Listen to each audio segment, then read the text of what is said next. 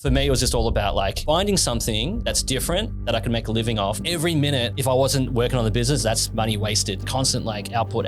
Once you get all the variable stuff out, like your orders and your customer service stuff, it was just straight onto building and lighting, building and lighting. So that was the process. Yeah, man, it was nonstop. The thought of you having to let someone go because of financial difficulty, for me, that's like, I've failed. You know what I mean? Mm-hmm. Not just that, but as like a family man, as a dad, you've got that pressure to always be, winning. Yeah. So that pressure affects a lot of guys' mental health too. We scaled ads big time. The whole campaign, we spent $500,000. We hit our goal. That assurance that everything that I've learned, I put into practice and I achieved it. That was just like such a great moment. When someone hits a roadblock, what gets you through those moments? And like, what's your advice to people to like not give up as soon as they hit like a roadblock? Yeah, something as simple as going to like an entrepreneur summit, like what I did, that set everything up for me to go, all right, this is new me. You know what I mean? Changing everything. You gotta go out and get stuff. Yeah, you can't just sit there and just wait for things to happen. Just quickly before we get started, guys, if you've been enjoying the podcast, can I please ask that you consider leaving a 5-star review and subscribing on whatever platform you've been listening? It really helps the podcast grow. All right, we're back. Another episode. We got another ecom banger. Kenny Lee, founder of Light My Bricks. You've built a multi-million-dollar Lego lighting empire over the last 7 or 8 years. And the reason I'm so keen to chat to you, bro, we had a quick chat earlier, but you're the perfect example of turning a hobby or your passion into a business and into profit.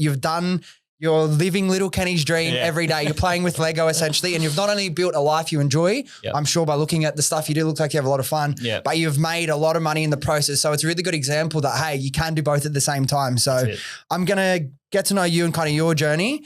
But for you, 8 years in the game, you've had a lot of experience. We're going to go through the whole process. For me, where I want to start with you though is like, how does someone start? Because you were first to market with Light My Bricks, the first kind of person to create this like custom lighting for Lego, which is even exploding more now, like we were talking about, into like more and more adult-based products. You started this before anyone else. How does that come up? Where do you just say, I'm going to start a lighting business for my Lego? Well, I was actually looking for it myself. Like there was not like I rediscovered my passion for Lego as an adult. And then like, I've always been fascinated by light and like that kind of imaginary, like things are becoming alive at night. So I used to put like, even as a kid, I used to put a little flashlight into a little house that I had, a Lego house that I had, turn off the room lights. And it's like, oh, cool. People are inside in there. So for me, rediscovering passion for Lego, buying and collecting sets again, I was like, there's got to be a way to put lights in it. And so, you could go out and, go the electronics route and get the soldering iron out, buy wires from your Dick Smith electronic stores and try your hardest not to, get electrocuted or something like that. But I was like, there's got to be a cool way to do it. So I basically said, I'm going to try and do this myself. And if I can do it myself, I can definitely create a product. So it was that kind of like. So you were starting it for yourself, but with already the idea, hey, if this works, you're going to turn it into a business? Well, to be honest, actually, it was, I was having a lot of heated arguments with the wife, young family, single income. Here goes Kenny spending hundreds of dollars on Lego. And the wife is like, what the hell are you doing? We could be investing this money to the kids and buying stuff. And there you go, spending on toys. And I was like, my way of going, how do I started learning about tax deductibility and all that kind of thing. Oh man, if I could have a business that can buy Lego and that can be tax deductible, that would be that would be the moment, And that's the hack everyone needs. That was something that was inside of me that was like, oh, I really want to make this work. I want to do this. I want to prove my wife wrong and win this argument, essentially. So how long were you back into Lego before, like just as like a collector, as like a hobby, before you started thinking, should I turn this into a business?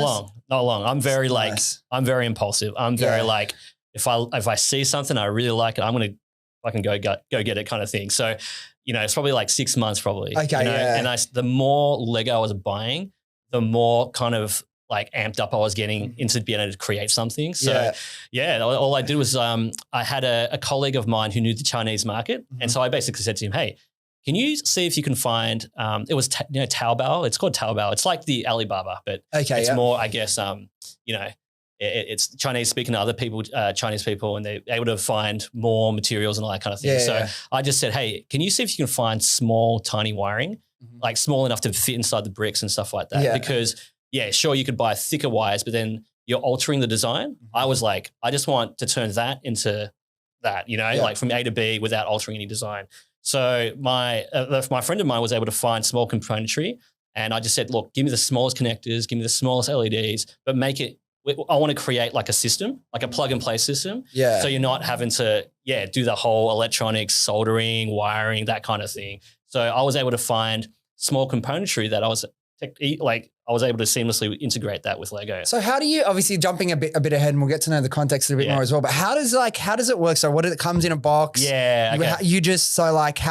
How is it powered? How does it light up? Yes. Kind of. So it's basically tiny componentry, and all the light kits that we make is essentially a composition of different lighting components. So you think your light, wire, your little hub, and your power. And so you're basically connecting this modular system that you can build and integrate it with the Lego set. So what you're buying from us is not just the lights, but that experience in the instructions. Yeah. So we document that whole process to take that kind of thinking out of it. So how long would it take? Like let's say you've built your set on average, like what's the range to actually set up all your lighting? How long you reckon we're looking at? Oh, look, it depends on the model. Like you could have like a simple, let's say a Lego Ford Mustang, you just got head and tail lights. Yeah. Something like that might take less than an hour to put together. But something that's really intricate, like, your massive Star Wars UCS spaceship, which like has, hundreds of lights, that might take a lot longer. Like you said, it's about, for people that are into that, it's not just about the finished product, it's about the experience, right? Because I imagine like building it, for everyone who's into building stuff, that's part of why you love the Lego. That's why you love putting the shit together. Yep. Now, again, just while we're on it, because I'm confused, like, I can see how you would put together a concept, a sample like for yourself. Yeah. But then like, was it a challenge to scale up production, or because it's like essentially like a flat pack kit, you're giving everyone the raw materials and instructions? Was it easy enough to kind of scale when you had the right parts? Yeah, because everything is like essentially I'm importing like all this raw stock. It's all components. So every time let's say I sit down and design lighting, you do your obvious stuff, but then you want to make sure the lighting is as realistic as possible. It's enhancing the Lego set, not the feature. And that's where a lot of our other products out there don't get it right. It's easy just to slap lights left, right, and center, the wrong colors, but if it's not true to what that model is, then it's like, it's not as authentic. So that's what we're all about. And creating that experience, concealing the wires is a real trick. It's not just putting lights, it's how do you conceal it? So you can't tell, you can't see the wires, you just see something. Dude, it looks so much better than just normal Lego without lighting. Yeah. Like 100%. If I had fucking a collection, I'd be decking it out. Next level. It looks so much better. Yeah. But like, so when did you start this business? So late 2015, early 2016, right? Yeah, 2016. Yeah. Yep. Now, when did this start? Obviously, like Gary Vee's kind of popularized collectibles and all, like, straight out of your stories, out of the Gary Vee playbook, take your passion, a hobby, and you can literally make it a business. Yeah. Even the example uses, if it's Lego, you can build a business out of Lego. If it's collect baseball cards or whatever. Yeah. When did this, like, was that at the start of when this started to become like more mainstream again, or start to get a little bit of like cultural, like, Yeah, I think, to be honest, like even Lego, Lego's taken a huge shift in direction as well. And I think this was just prior to that. Yeah. They already were, I guess, big Lego sets out there that adults were primarily buying, but they hadn't gone on to this whole black box 18 plus route yet. They've gone crazy. So this was just before then. And that was when I started the business. But I think it was more, there's like Lego community. There's like adult fans of Lego. They call them AFOLs. So that's always been around, but it was more the kind of like— Where's AFOLs come from? What does that stand for? AFOL, so AFOL, adult fan of Lego. Oh, so that's a thing, right? Cool. It's not so much anymore. And that was, it's the geeky guys who aren't socially great, and they just like, they find similarities, and they have their own little community. They just build stuff. And, so that was who I was really targeting at the start, because these guys they build, but they don't have any lights. So for me to actually create something, share it, and that was I guess a power of social media, right? Yeah. You're putting stuff out there. You're getting involved in the community. You're tagging people. You're liking, and people are seeing the lights, and they're like, "Oh, cool, that looks cool." But then when they dive into it, it's like, "Oh, you can actually buy it." And so that was how that whole thing kind of took off. You mentioned just before that you're like, you're very like impulsive, and like when you get an idea in your head, you just do it. And I know like you've said like, oh, you couldn't do uni. Yeah. Why couldn't you do uni? What was it for you? I just hate reading. Ever since I was a kid, I hate reading. I hate studying. And I say it all the time. The thought of like studying for an exam just makes me feel sick. I just want to, I hate it. If it was a video version of it, sure, I'll take that in, or a listening version, I'll take that in. But yeah, so I was always like very I guess, what do you call it? I wasn't, I was very, what you call it? I'm just gone blank. Thinking music. Moment. Yeah. I was very restless all the time, right? I could never sit still. And I always wanted something more than just a traditional job. You know, even though so growing up, I wanted to be muso, right? So I played in bands and that's what I wanted to do. Then that didn't work out. So I was like, all right, started doing a bit of IT as a fallback, but then I wanted to get into like TV presenting and music, TV presenting, and that didn't work out. So back into IT I was. So for me, it was just all about like finding something that's different that I could make a living off, but I hadn't found it yet. You know what I mean? So this one, I just kind of stumbled upon it. Yeah. That's the beauty of it. Yeah. So we'll get into kind of obviously how you've built the business and everything, like, again, multi-million-dollar business just off the back of like a hobby, something relatively niche, but you've been able to build this whole empire off the back of it. But going back to getting started now, you had that conversation with your wife. She's like, dude, you're spending too much time, too much money on this. You're like, no, trust me, I got a plan. Yeah. How do you then, you've ordered your componentries, you've tested it, you realize, hey, this kind of works. What's the process between, okay, you're there, you got the idea and you've seen something starting to, like a bit of a trend starting to emerge. Yep. How do you then take it from the point of an idea and a sample to a business? What's the steps? And are you working IT at that point? What are you doing for your day job? So I was still definitely working my day job. I did that for at least 2 years before I went full time into the business. Even though the business was making like, I was making more money selling Lego lights than I was in my IT job in the first probably 6 months. But for me, it was I took a very simple approach of create something and the product is the instructions. So you got the lights, you got the instructions, just get as much as you can out there. And because there's so many different Lego sets out there and you can just light pretty much anything. So for me, it was like, the more I have, the more business I can get, the more customers you'll get with a larger range. So I was all about just like working around the clock, just designing like kit after like it after like it. And once you do that, you just then have to package all of it. So then you got to look at, for me, it's like, all right, like kit one will have 3 of these lights, 2 of these expansion boards, 2 of these cables, and you're basically packing it in a nice way. And I think packaging was really important for me at the very beginning because it speaks to that whole experience, right? It's not just the product, it's that whole experience. And, unboxing something is like some of the best feelings ever. Particularly with this, because it's an experience-based product. You want the experience to start from the moment you pick up the package. Yeah. So like, starting out, you just had your plain boxes or whatever. And the way we scaled is because everything is basically the same, just a different composition and just identified with like a different sticker. So even to this day, we've got really nice premium packaging, but what sets all the different products apart is a product sticker. That's it. So for us, I'll never forget that first kind of sample we got. It was like this magnetic glass box, and then like even that sound of that click. You know what I mean? That's like everything. Like, all right, dude, we got to do that. And then so obviously you spend a little bit more to get that packaging. For sure. It was worth it. You felt it was important to the experience. I knew I wanted to position ourselves as like a premium product. The critics will look at it and be like, oh, LEDs. I can just get them from, Kmart and just do it myself. Yeah, you can, but not everyone can do that, right? Not everyone will know how to do it, and not every product can look as good. People do it all the time. They'll get like their fairy lights and just chuck it in. They're my lights. But it's like, man, what we do is next level. So when you started, how many different kits did you have? Like how many different designs did you have for? I think we launched initially with maybe 10 at the time, but it was just like, I was like going, my social media was every week new product, sometimes 2. So it's just like new product.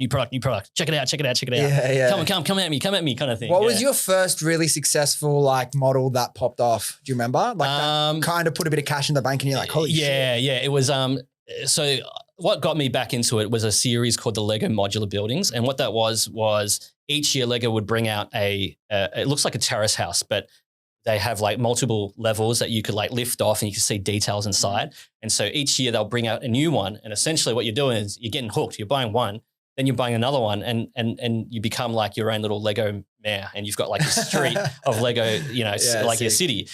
So for me, that was what made me want to light up and have like a street full of Lego houses with lights. So I was pumping out these new products. And then I'll never forget, one of our first customers was one that came and not just bought one, but they bought like 6 light kits in one go. And I was like, oh. And then I started to see more and more people like that because these guys were just like me. Decking out their whole kit. They were exactly the same. They just wanted to do the same. So for us, it was that kind of, even if you just got one customer to try one, they were coming back for more and more. And every time you release something, you see the same name pop up. Yep. They're just adding to their collection because it's like addictive, you know what I mean? You can't stop at one. You got to like your whole thing. Just a quick one from me. If you've been listening to the podcast for a while, you'd know that after scaling Happy Skin Co to over $10 million per year, I spent close to 18 months creating the Viral Brand Builder program, which teaches someone with zero experience how to launch and scale their very own e-commerce brand. With over 100 training videos and direct access to me, including one-on-one calls, you'll be guided throughout the entire process.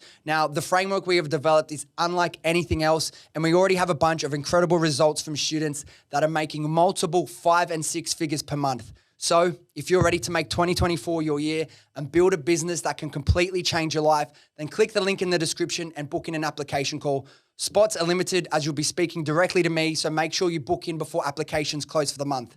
Now, let's get back to the podcast. That's the thing, like what's your returning customer rate? I imagine it'd be pretty high. Good. It's like 35, 40%. Yeah, so you get like whenever you go, like launch a new product or like there's a new collection that's gone live, you win a lot of lifetime value. Like we've got customers like I've seen some of them are spending like close to 100 grand in their lifetime on lights. So you think about how much they spend on Lego. We're talking about these crazy dudes that have like, and girls that have like massive rooms full of Lego cities, and then they keep adding it to it.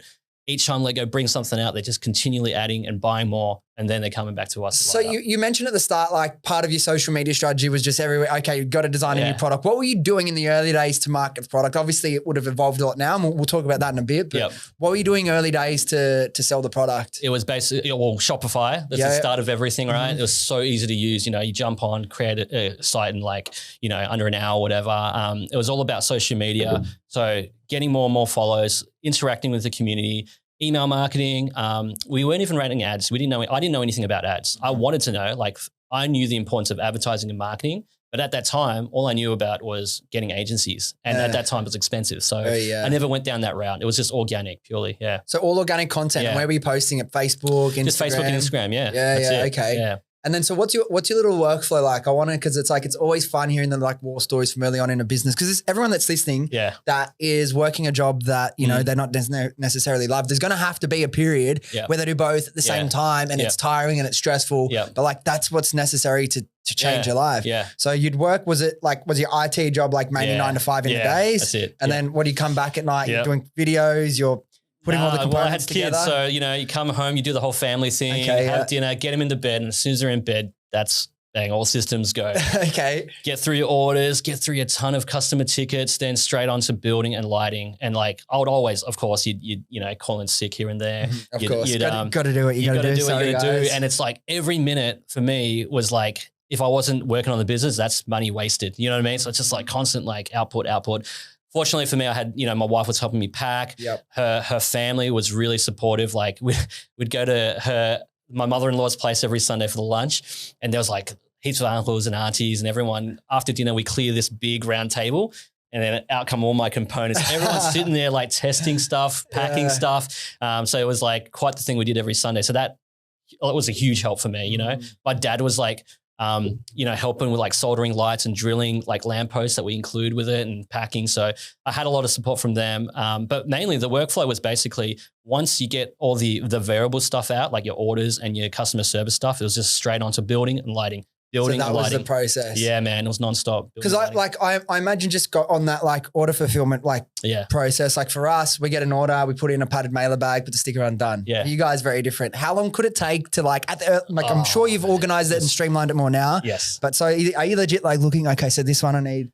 Yeah. Yeah. So we try and pre-pack as much as possible. So every light kit. So let's say I've got like 20 SKUs. The aim was to have at least 5, 10, 20 of each SKU on your shelf. So when you actually do the orders. So you're just pre-prepping them, you mean? Yeah, but the problem is demand was so things grew very fast. So it was always trying to keep up. And quite a lot of the times it was that stressful moment of you want to pack an order, but you can't because you've run out of like it A, like it B. So I'm just like, oh crap. So the whole thing you can't do. Yeah. And you don't want to just pack one and then send it. You want to at least get 5 out or 10 out so you can have them on the shelf. Yeah. Yeah. That's why now I was helping out with Black Fridays, picking orders, and it's just like such a different, it was a simple, but just the feeling of being able to just get an order of say like 10 like kits and going, yep, I'll take that. It's simple, but it felt so like, you know what I mean? It felt so good. Yeah, when you get back in and pick some orders and pack some orders after a while, it's like, wow. Yeah.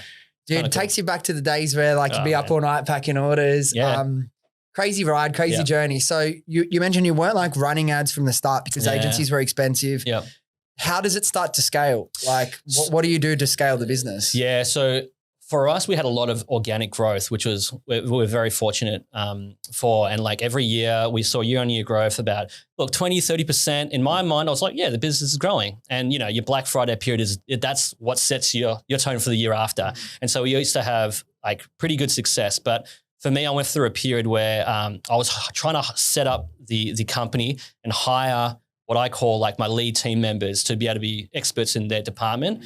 And then I just thought, all right, if I can get them to do that, then I can probably take a step back and just look at it from a higher view and just look at other ways to improve it. But at the same time, I was like trying to push for results. You know, I was still aiming for the top, and it wasn't until I guess maybe 6 months ago I went on this huge change, like a big shift in direction again, and learning from other e-commerce founders, learning from other experts in advertising and all that kind of thing. And realize that it all starts with you. So that's when I went through this new journey of mine, getting right into learning about ads, learning about like marketing, learning about the product, and just assessing everything, resetting and assessing everything again. So still, like for most of your journey, it sounds like a lot of your growth has been like through organic. That's crazy. Yeah, that's right. And like to be honest, I didn't know many other people that had businesses, let alone e-com businesses. I did have my business partner is a marketing guy, and I kind of just said, all right, just leave it up to you. Yeah. I don't want to know. But the thing is I did, but I was like, my brain was too like full. Too much. Yeah. And then, so it was more just kind of like getting back into it, learning everything, and then learning from people, you know, like surrounding yourself with other like-minded individuals that were either in a similar journey to me or 10 steps in front. Yeah. And then when you learn and you get so inspired just from meeting other business founders, you're like, oh man, I need to do this. I need to do that. You spend more time. So was it only recently that you had the realization to start like connecting with other people, learning? Because like I can completely understand and to a certain extent like relate to that. When you have one business and it's your world, all you do all day, every day is work on that one business. And what you're doing can feel like everything and it feels like the world, but there's so much going on outside of it. And it's crazy the amount of different business owners I've spoken to now on the podcast. Everyone's grown their business in like completely different ways and unique ways. It's not always like there's a lot of things that you can cut and paste and, replicate across brands. But what I've noticed is like there's no one way to do it. Yeah. There's so many different ways to build a business. So it's always really interesting. But I want to go back to one moment because again, this is one of the most pivotal moments on the journey for myself, looking back, for people listening, I'm sure they can't wait for this day, or maybe it's right around the corner for them. Yep. You said your business was already making more money than you were in your day job. Yeah. What decisions, what numbers, what factors went into the moment where you felt comfortable to pull the trigger and go full time on the business? Honestly, if it was up to me, I would have done it straight away. You know, I'm a risk taker, you know. There's like there's the sensible Kenny that has, you know, a mortgage, a wife and kids, single income as well, that although I was making a lot of money, there's that part of you that wants to ensure that you're well set up, that you can sustain it, all that kind of thing. So I wanted to give it probably about a year until I made the exit, but we actually signed a contract to build another house, so a bigger house. So it's like, all right, you know, just to be safe. But then when you're doing that, it's like, even though your business income is a lot more, but it's only a short period. So the banks they don't like that. So I was like, oh crap, I had to like work with other business brokers and accountants to actually find ways to make make the banks believe and take your new income rather than your corporate IT income. Yeah, no. So but as soon as that happened, that's when I went, you know. How important do you think it is for someone that wants to change their life? And I don't know how much money you had like with your family when you were growing up, if like you had a lot of cash handed to you or you kind of did a lot by yourself. But how important for people changing their lives do you think it is to take risks? I think for me, so no, we didn't have a whole lot of money growing up. I wasn't lucky enough to, you know, to be able to see a Lego set and be like, Dad, can you buy me that? Like I never got that, you know. So as a kid, as an adult, now that I do have money, any money that I get, I'm like, I want that. I want that. I want that. You know what I mean? So that's what drives me. That's what fuels me to like succeed and work hard and get more money to be able to buy the things that you love, you know? So you see people that, you know, maybe a little bit more on the cautious side or what do you think it is? Like what the people that you've seen, I know you've been kind of living in your own world, but the people that you've seen that I know you would have met them, they have ideas, they've got this great business idea.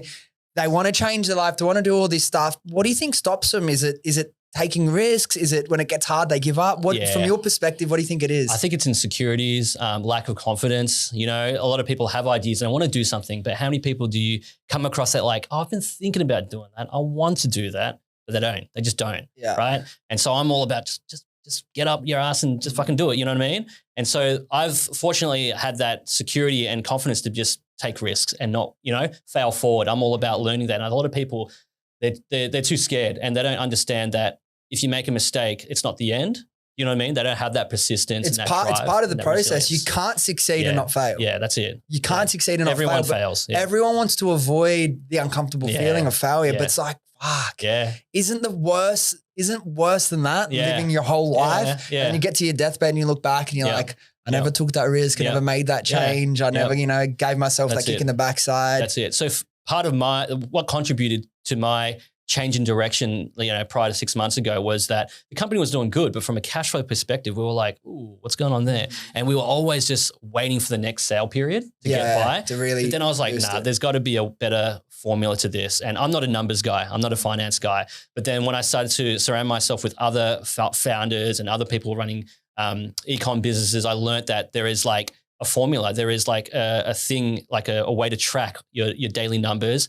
And from that, you can track your marketing expense ratio. You can scale away your fixed costs. That's what I learned. And that was what kind of, you know, that was a starting point of this journey. You know? Yeah. So scaling away your fixed costs, it's really interesting. I love that you say that. So what was been part of the process? I know you've got someone that runs more of the marketing, so it's maybe more their world. But when you're looking to scale away that, obviously scaling with organic is great, but like you can only do what you can do. It's not like when you're putting paid ads behind it where you can really charge things up. But what have you guys changed? You're putting more money into Facebook ads, TikTok ads. What's it been for you guys? We used to use an agency and the agency were great. You know, they were great in terms of what I thought was great because they're saying, we're giving you 20X.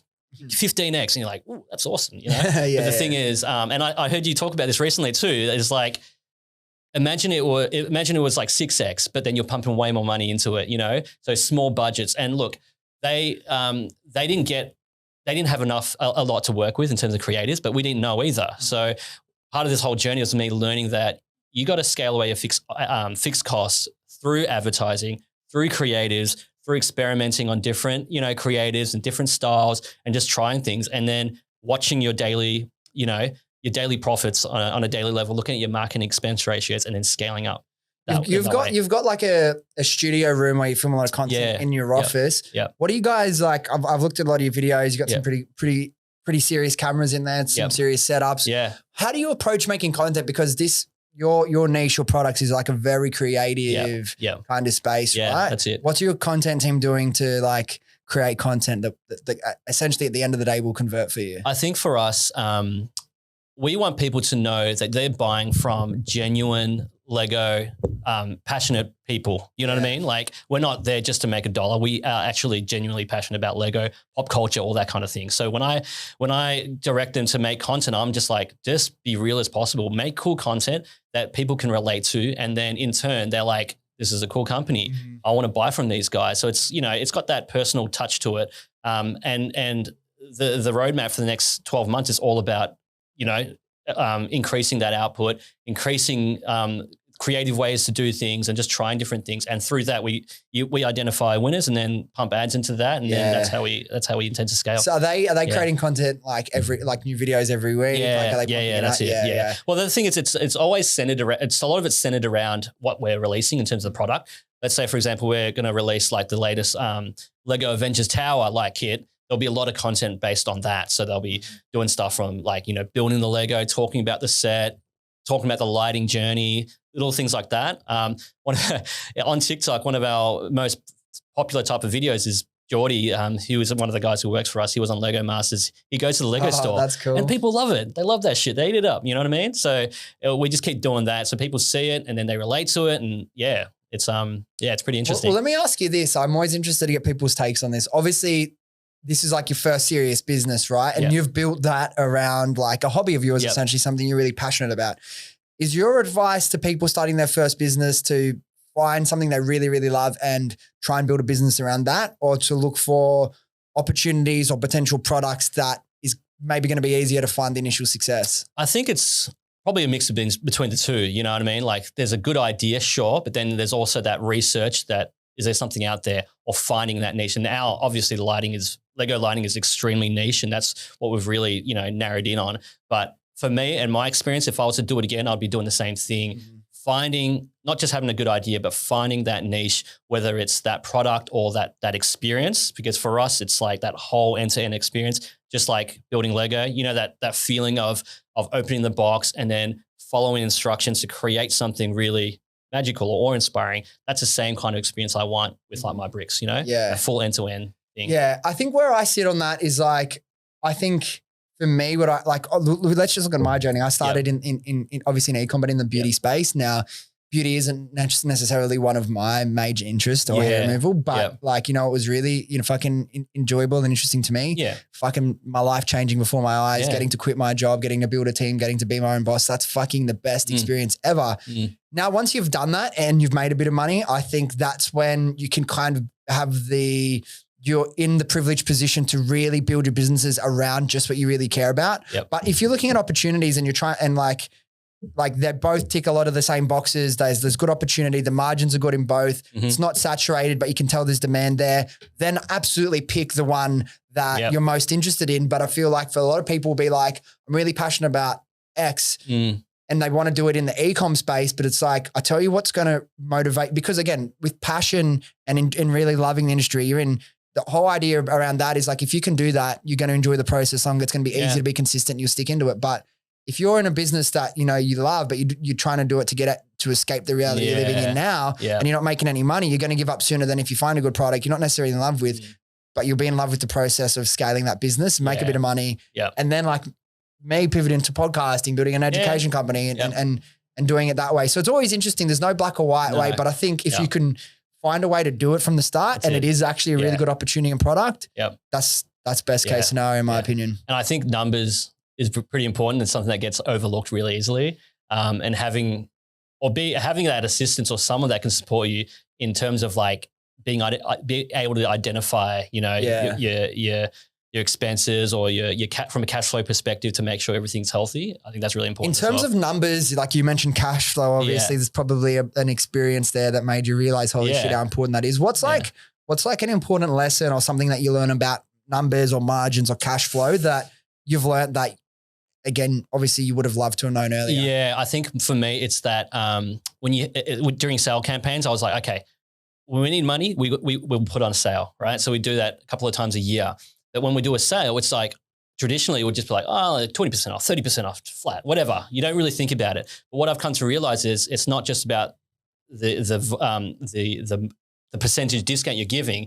It's ensuring that you can maintain the average order value, and you do that by like offers and the free gift thing. Everyone loves free gifts, and their way of doing it is basically spending more. That way you're giving away margin, but then you're increasing your profits based off average order value. Exactly. That's and the perceived value for the customer is higher anyway. Exactly. And that way you can discount in a way that isn't purely discounting. You're providing value and creating an offer that's really exciting. Now, we just come off the back of like Black Friday period, obviously. Yeah. What was the office like getting ready to prepare for such a big sale period? So we were super excited about this year's Black Friday in particular because we went on this journey of just all this intense learning. We had all these ideas and we've been planning it since I think July, August or something like that. And we looked at our numbers, and every year Black Friday is always the best month, or that November period is the best month for us.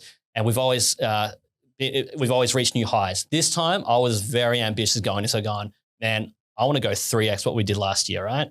And so we had all these cool ideas for the offer. We forecasted, stock based on that. So it was very chaotic going into it, but it was even more chaotic during when we launched. It was nuts. Like we scaled ads big time. Like we're spending like the whole campaign. We spent $500,000 on Black Friday. So just on media. But we hit our goal. We hit 3X and I was just like completely blown away. And that was just like that assurance that everything that I've learned, I put into practice and I achieved it. So that for me, that was just like such a great moment. But at the same time, I was celebrating this, but logistics, warehousing, our poor people on the floor were just getting smashed. And we had to pivot too. We ran out of free gifts. Like the first week, we were like, all right, we have to change the offer. Then, put out marketing based on that, create content, get it out there. So thankfully for my team, they were extremely proactive and we were able to pivot as many ways as possible and still have a really successful campaign. Yeah. Now, how rewarding is that moment when you put months of work in and like you've allocated the budget for the resource and then you see the return and you hit your targets? It's so good. It's like, I think it's more going into it. You feel good. Like I was feeling positive about it, but there's also a little bit of like, oh, holy shit, I hope this works. If it doesn't, oh shit, we spent all this money and doing all this time. So just that feeling of I made it, I hit it. It just fuels you and you're like, all right, bring on 2024. Yeah, you know what I mean? Energized for the whole next year, like, cause this is the first time we spent so much in the creative side of things, like all these different types of ads, different angles, different messaging, all that kind of thing, let alone the different offers. So yeah, we feel like we've taken a lot of learnings and next year's going to be a huge kind of scaling adventure for us. Yeah. And you've obviously, as you're growing the business, so does the head count. How many staff have you got at the moment in your place? We have 30, but we also have a customer service agency that we work with, but we do have like 4 solid people from there. So, 30, 34, that kind of thing. And there's so many and we all would laugh about it and share funny stories. What's one lesson or one piece of advice that you would give when it comes to hiring? Because there's so many, but just retiring. Hiring. Oh, hiring. I was like retiring. Not yet. Hiring, I think culture, work ethic, drive, I think is really, really important. You might look at someone's CV and it looks impressive, but really if they don't gel with the team, they don't, I feel as though a good person, a good worker will be able to pick things up and they'll be able to, apply. But someone who's experienced and like almost, they come with a lot of baggage and then, it doesn't work. That's actually such a great point. Yeah. People with a lot of experience, particularly it's like too much experience, older than you as well, can create. Too much experience is baggage, man. Particularly at the wrong sort of companies or corporate companies, big companies where like individuals' performance and what they do and their initiative doesn't really impact the top or bottom line so much. You can kind of hide in a small, it's like startup culture business. You fucking there's nowhere to hide. Everyone's important. That's it. So for us, like a lot of our team members we're all pretty young. We're all like have that passion for learning and we're all like kind of driven by not just like what we love, like our hobbies and Lego and, pop culture and all that, but we're also that constant improvement kind of mindset is really important for us. Now, obviously we spoke about it earlier. We mentioned that you were like pretty much first to market for this sort of product. Now with that is exciting. You have a head start. Get a lot of growth, but then comes copycats, competitors, people ripping you off. Talk to me about your experience with that. Oh, dude, I'll never forget that time. Because for us, I wasn't smart enough in protecting that IP. It was really easy to steal all my images. So I remember seeing that site, never forget who they were. It still haunts me to this day, going to that site and literally seeing all of my images. They literally just ripped off the whole site and put it out there and put out everything for like less than half the price. And people were talking about, oh, have you checked out this company? I'm like, no, man. So like I was very, very stressed. I seeked like a lot of different lawyers, did the whole takedown stuff, but Shopify closed their site and, next day they put up another site. You can't win, you know what I mean? And over time we're seeing more and more people copy. They copy your branding, they copy your copy, they copy your ads, even the way like we took product images. And so, I went through a period where I was like, oh man, this really sucks. You can't do anything about it. But at the same time, I realized you can do something about it. And that's like just staying ahead. You got to be fresh. You got to keep evolving. And that's why, we're undergoing a huge rebranding at the moment as well. Because right now, if I look at it from a customer point, we got complacent in terms of like, we always knew that we were better. We always knew that we were a leader, but we underestimated the power of these copycats and they'll always be trying to get ahead as well. So that was a kick in the ass for me going, all right, we got to rebrand. We got to think, go back to the beginning, look at our story, why we exist, why we want to do this. And we want to inject as much of that as possible into this new brand so that when we relaunch, it's like game changing. Like there'll be no question that My Bricks is the best. It's almost like with that death by 1,000 cuts, like one of them alone, but it's like when there's 100 people ripping you off and like trying to replicate you and look the same, that's going to add up. You know what I mean? Yeah. But like on the flip side as well, for people that are starting a business, an e-com business, whatever their product is, it's like there can be this like, you know, expectation that I've got to be a creative genius and I've got to think of all these creative ideas myself. You can model what works and look at the market and do research and take inspiration for what other people are doing. Yep. But there's a difference between doing that and then doing it in your own way versus ripping it off. Oh man, yeah. Like I think I've still got screenshots of literally we'll do an ad. It could be like a 5th birthday sale. 2 weeks later, you look on this competitor site, we're having a 5th birthday sale, and they'll copy everything. And it's just like, oh man. But for us, like, you know, again, it's you got to just let that fuel you, and you got to let that, you know. Did you like waste too much money on lawyers? Yeah, of course. Everyone does. It's so stupid. You shouldn't. You just think that you can sue them. You just think that you're just getting to stop. They're never going to stop. It's just, but it's the amount of time that you spend and the amount of energy and the mental capacity. It's not worth it. Like we've done the same. Like we even got settlements out of 1 or 2 companies, and it's like, okay, we spent 6 to 9 months fighting really this. The settlement's like, we break even. Like, fuck, it was not worth it. I mean, look, and I've wasted all that time. There is that kind of principle in you that 100% wants to make things work. Yeah. And that's why I did it too. But it's like that principle is like your ego. And like at the end of the day, you're just damaging yourself. But it takes, I feel like that's one of the things. Yeah. You're going to start going through this, already kind of has. It's like when it's your baby, it's your first thing and they're doing it. You just want to, you know, fight them and spend it. But it's like, dude, you're that's. Yeah, I think it's not the end. It's that's one part. Second part is just evolve, stay ahead. For us, it's like stay ahead with branding, stay ahead with product development. You know, our product in the current state, it's easy to copy. Anyone can do it. Whereas the new product we're redeveloping, it's like game changing. Look, you can copy it, but it's a lot harder to copy. So make it harder for your competitors to copy. Barrier to entry when you're starting a product is so good. Like for my product, when we first started, it wasn't that easy because like there was only a small amount of manufacturers and like they weren't like, you couldn't just go on Alibaba and search and find it super easily. And now like after like a year, it's like, because not only do, you know, the D2C brands get the ideas, the manufacturers be like, that product's popping off, let me get in there. And I think there's also like for us, we weren't smart enough to have proper contracts as well with our initial suppliers. And as soon as there's a leak in the supply chain, that's where it's also hard to get contracts signed when you're a new business and you can't, you know, commit to any volume and like, why the fuck are they going to do it? You know what I mean? It's like, again, it's all learning. It's all stuff you experience and you know, you don't get where you are today if it wasn't for that, you know? I wanted to speak to you about something different now. Obviously you've doing some work with Dane. You're going straight to his, to the podcast as well. Tiger Table, I think I was on it last, just released it. But you did like a 100 days, 10,000 follower goal on Instagram. You hit that. Yeah. You hit it last 10,000. night. Yeah.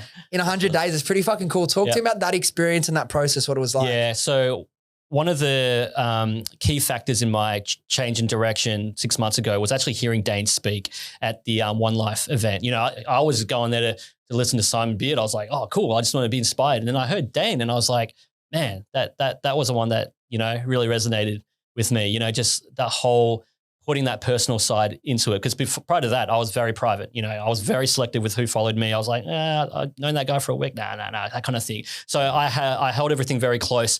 And then I saw the importance of personal branding and how people, you know, I've been trying to do that with a business, but then I realized that people trust people. They relate more to the personal story side. And that was me being vulnerable and going, okay, let's strip it back and let's go on this journey and document that whole thing. So that was my whole take on it, getting people to know the personal side of Kenny as a founder, as a family guy, as just, you know, a big kid at heart. That, you know, I want people to see that side of me, relate to it, and that speaks volume to your brand. So his challenge as well is that 90-day challenge where you post everything consistently for 90 days. And if you mess up, you eat a dog biscuit. I was like, all right, I want to take that approach. I'm not going to do it every day because I tried to, but I just found it hard just with like family and all that kind of thing. So I just said, you know what, I'm just going to do it as much as possible. I was posting consistently 5, 6 times a week.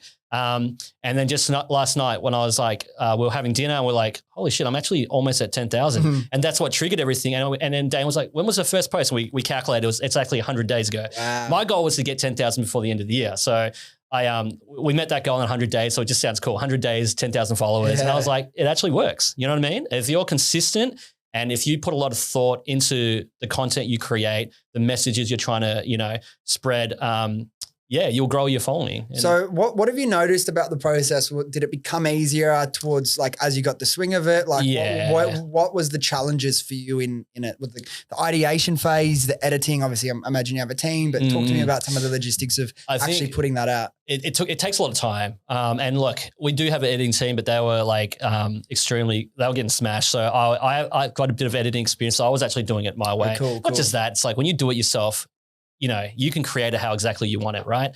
And so the challenges for me at the time was, what am I going to talk about? What am I going to create content? How do I make it interesting?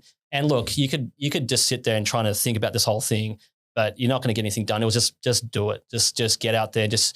I kind of remember my first post would have just been like a shitty CapCut video of me building a Lego set. It was terrible. I go back and look at it. And then there's the first time you speak in front of the camera after not having done it in a long, long time.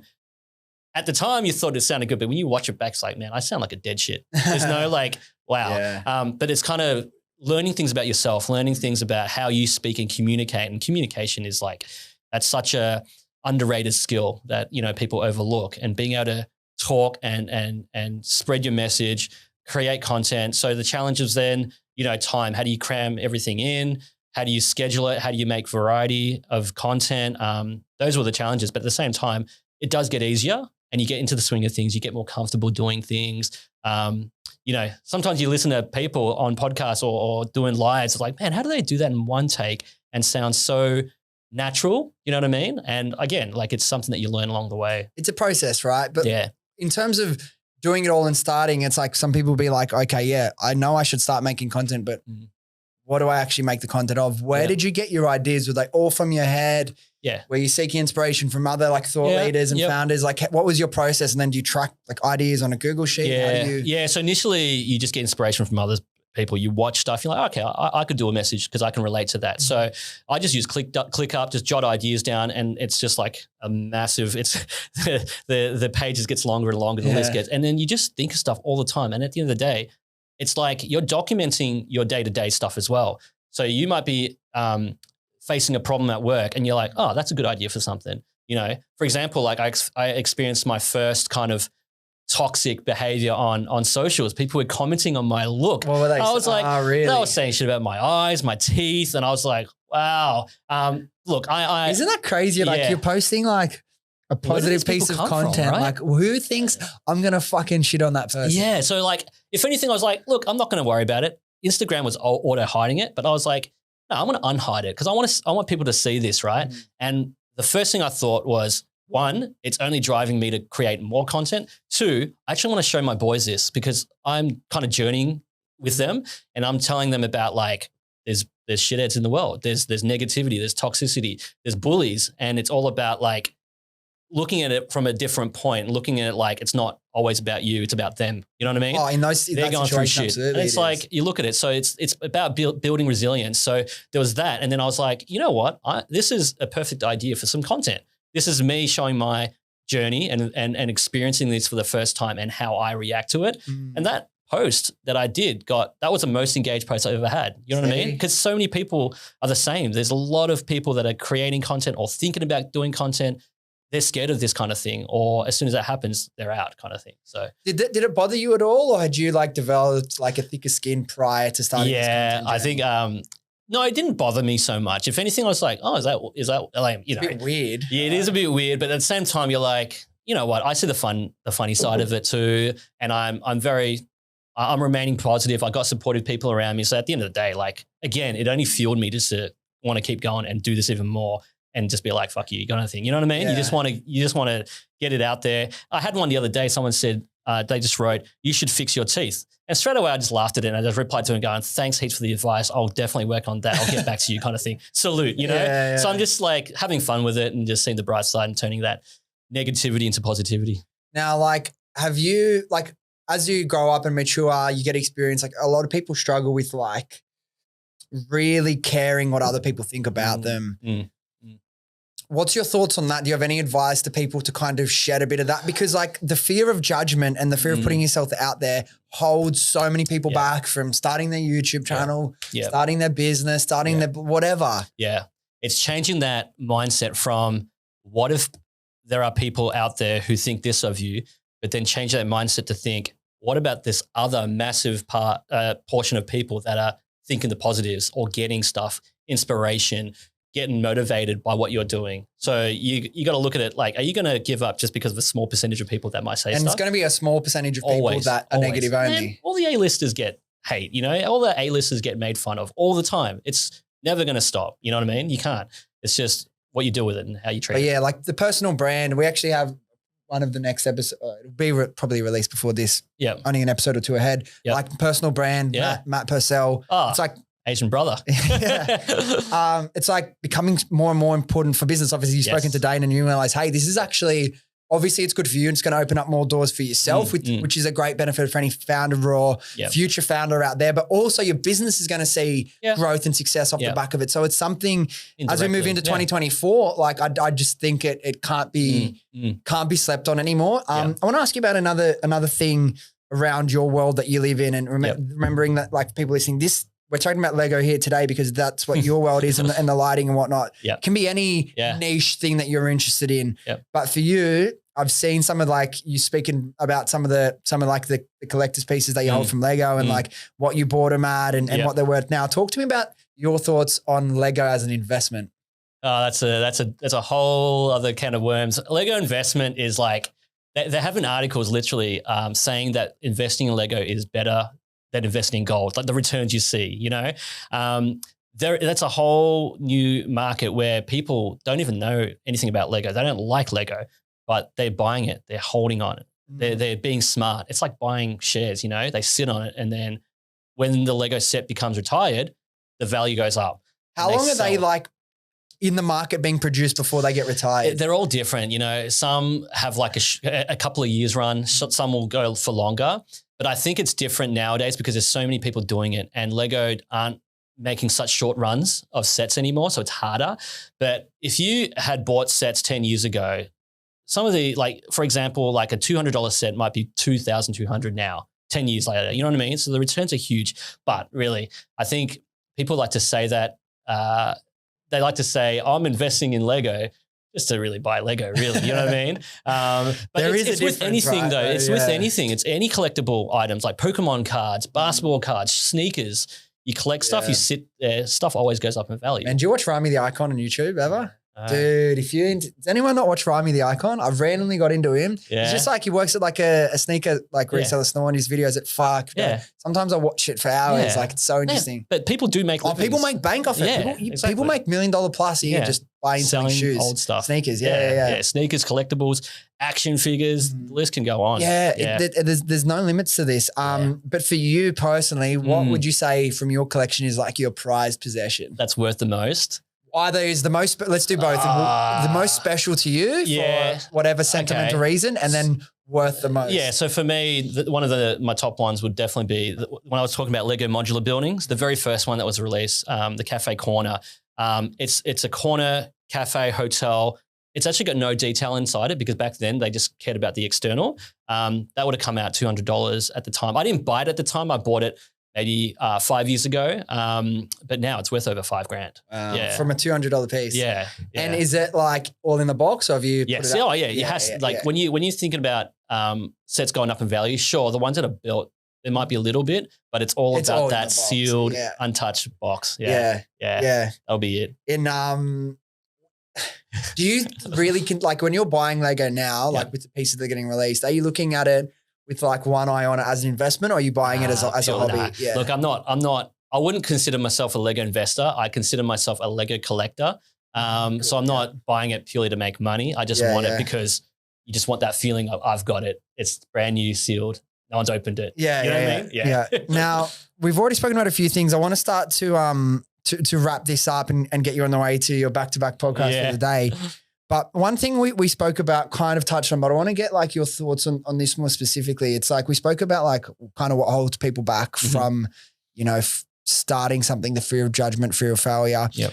But another thing, it's like either people stop at that point, like they won't start because of all these different insecurities or fears or whatever. But the other place that people really commonly quit and stop and give up on their dreams, they give up on the business, they go back to their safe world of the 9 to 5, which they know they really hate, and they just live for the weekend, is they might have a business idea and they've progressed it, they've got the product, they've done some things, and then 6 months in they hit a roadblock and it just gets difficult and they give up. So like when someone hits a roadblock, or when you've hit a roadblock that early on in your business journey, before you have, all the experience and know how to solve it, like what gets you through those moments? And like, what's your advice to people to like not give up as soon as they hit like a roadblock? There's only so much. I mean, mentally it's draining, it's exhausting when you hit a roadblock. It's really hard to keep going when you think, all hope is lost, but you really got to get out of that by seeking help. And I think there are, for me, it's like if someone can help me, I'll pay for it. You know what I mean?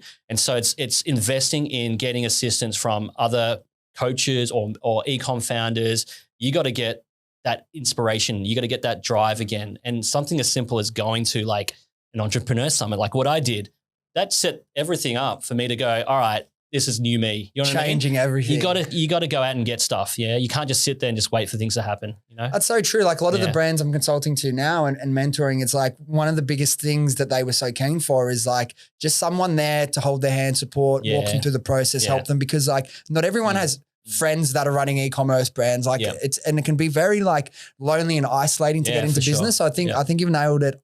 Like hit the nail on the head with that, like seeking people that can help you. If you don't ask, the answer's always no. Yeah, you got to go and seek it. But you know why they don't ask a lot of time is because that I don't want to be rejected. I don't want to put myself in an uncomfortable position. Well, you have to do it. For me, it was like, why would I go to Entrepreneur Summit? It sounds so dicky. You know what I mean? Like that's the negativity in me going, nah, don't do that. Don't do that. Don't go get life coaching. Don't do all this. You know what I mean? But man, when you do it, you'll be surprised with the value that you get from it. No, completely agree. Yeah. Personal development has been such an important part of my journey. And like you said, and I say this almost every week on this, it's like your business is a reflection of you. Yeah, for sure. Like you got to challenge yourself and put yourself in positions that you're in an element of discomfort, because that's how you grow and that's how you get better. Like if you want to, live a good life, you got to, put the work in and you got to do hard things. You want to be an interesting person, you have to do interesting things. Yeah. That's something that I've realized as well. It's like, wow, like if I want to be interesting, I can't just do the same boring shit all the time. You get the same results. That's now, question for you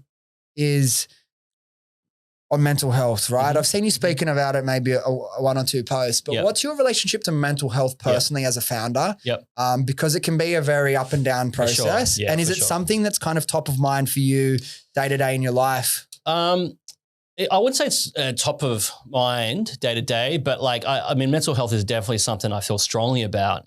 People, it gets overlooked, and I think mental health is extremely important. Day to day, you always got to stay positive. It's really easy to spiral, down a negative path, and sometimes it's not as easy as, snapping out of it kind of thing. My wife also feels really strongly about it. She's got her own charity that focuses on positive mindsets for kids. They do care packs, and they donate to foster agencies, and source all this material from child psychologists on mental health, positive affirmation, that kind of thing. So we feel very strongly about that in kids as well, and making sure kids are growing up with that positive mindset of resilience and affirmation. You know what I mean? Just day to day, because that's something that they don't teach at school. It's not something that all kids are fortunate to have. Another thing I see as well with like, speaking of founders, when they're in that situation, they might have had like a really like good start to business life and everything's too easy. Then they start to hit a bit of a rough patch and the numbers are dipping and you're losing a bit of money. That can absolutely crumble people and that can fold them. Like, for sure. How do you get, like, I'm sure, I know you've had a lot of growth, but you've mentioned cash flow can be tight at times. Yep. It's easy when you're a business owner, when cash is tight or the numbers are going backwards and you can't figure out why for that moment. Yep. I've got enough experience to know like those periods, like they come and go and you get through them. But when they're happening the first or second time, it can be scary. It is. It's definitely scary. And not just that, because it's like, as a business leader, you've got all these employees that you want to, the thought of you having to let someone go because of financial difficulty, that's like, for me, that's like, oh shit, I've failed. You know what I mean? Not just that, but as like a family man, as a dad, it's like you've got that pressure to always be, winning. So that pressure affects a lot of guys' mental health too, women as well. Like it's just one of those things that's overlooked, and it's really important that you do surround yourself with a good support system. But also, like if you do need to let go of someone because of finances, then you need to do it. Yeah. You can't hide from that, or it'll crumble everything. Yes. And you'll lose everything, and everyone will lose their job. You have to, like, there comes a certain point where sometimes you have to shake hands with reality, and if that's what you got to do. And we've had founders on talk about really difficult moments, having to let go of friends that they've hired. And, it's something another time, like there's a big theme, and I've realized like avoiding discomfort is one of the worst things you can do, because growth is always on the other side of discomfort. So I just think there's so much value in having, being surrounded with like-minded individuals. And like if you're an e-com founder and you're going through stuff, it's really important that you are connected with other e-com founders. When you bounce ideas, when you talk to people, you get inspired, you help each other, and it's just something that's a must, I reckon. Community is so important. Yeah. Particularly because in the world we live in, you got to lay a lot on the line. And obviously we're not like fighting fires or, like that, but you lay like your emotional and mental and like financial health on the line every single day. So it's tough. You got to have people in your corner. So finding your tribe, finding community, finding people that are on the journey of doing the same thing, trying to make their life better, trying to make their dreams a reality. Because there's so many negative people out there. If you just watch the news every day, everything's going to shit. You know what I mean? Everything's negative. There's no money in the world. Everyone's, you can buy into that, and some of that's real, but you can only control what you can control. And if you can, one of the biggest things is like environment. Put yourself in the right environment, surround yourself with the right people.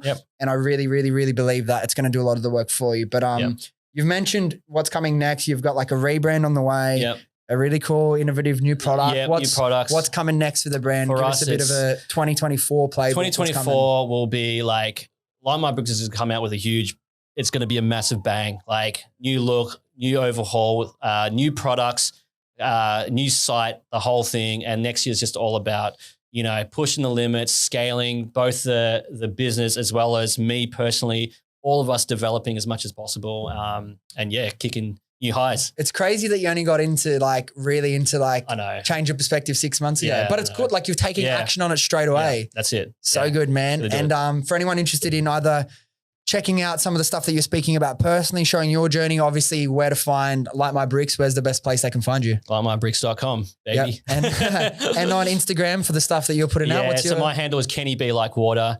It's a Bruce Lee reference for all you Bruce Lee. You're a martial artist at all? Or? I'm not. I just love Bruce Lee. I've grown up just loving Bruce Lee. I just think he's a kick-ass icon. 100%. His teaching, his philosophy, his philosophical stuff. It's just, it's inspiring. 100%. All right, we'll leave it at that, Kenny. Thank you so much, brother. Man. Thank you. Congrats on an awesome year and that big, 3x from last year's peak. And I'm excited to watch the growth, continue to build this multi-million-dollar Lego lighting empire next year. Congrats, bro. Funny to say. I know, it's a bit of a tongue twister, but thank you very much. Thanks, mate. Cheers, brother.